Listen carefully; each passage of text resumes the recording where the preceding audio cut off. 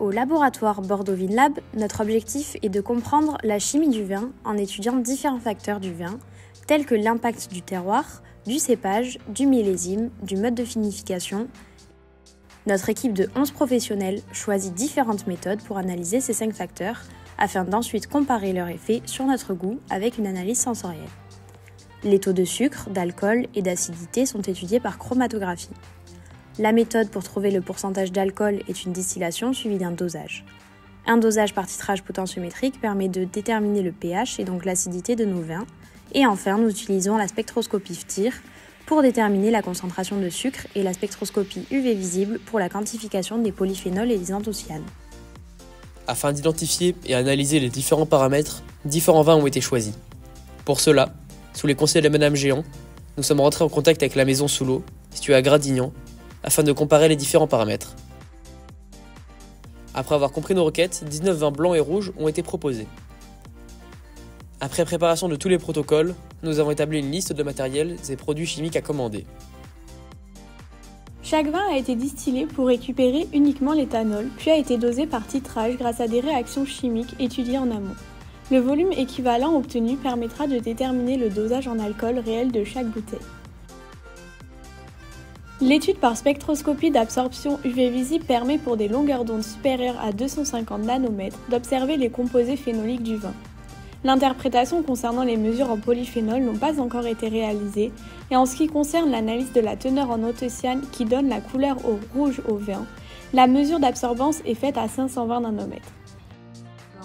Pour ces mesures, on peut déduire la concentration en anthocyanes dans chaque vin grâce à cette formule avec le A qui correspond à l'absorbance, 22,76 à un coefficient déjà établi et F dilution, le facteur de dilution pour nous il était de 40. Nous pouvons noter que la concentration en anthocyanes dans les vins blancs est quasiment inexistante, ce qui est logique puisque l'anthocyane donne la couleur rouge du vin. Et nous pouvons aussi constater que la concentration en anthocyanes diminue avec le temps.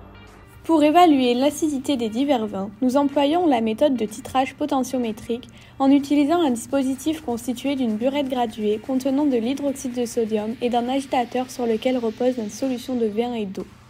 L'objectif est d'avoir la courbe du pH en fonction du volume de NaOH injecté progressivement dans le vin. Et grâce au volume équivalent et une formule, l'acidité dans le vin pourra être déterminée. L'analyse par spectroscopie à infrarouge permet d'identifier des groupes fonctionnels et dans notre cas de détecter le taux de sucre, en sachant que la molécule responsable de la sucrosité dans le vin est majoritairement le déglucose et le fructose.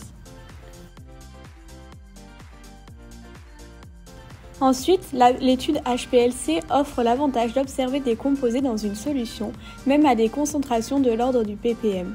L'objectif est de mesurer les composés phénoliques dans le vin. Ces composés influencent le goût, l'arôme et la structure en bouche. En chromatographie, nous n'avons pas encore de résultats. Les premières analyses servent à améliorer notre méthode en faisant varier différents paramètres pour optimiser les réglages de l'appareil.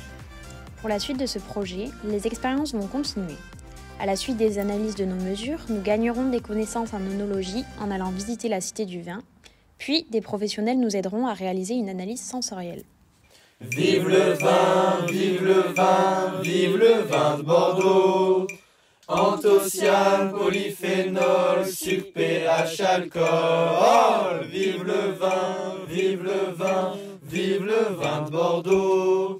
HPLC, chromato, distillation et spectro. Oh, bravo les gars!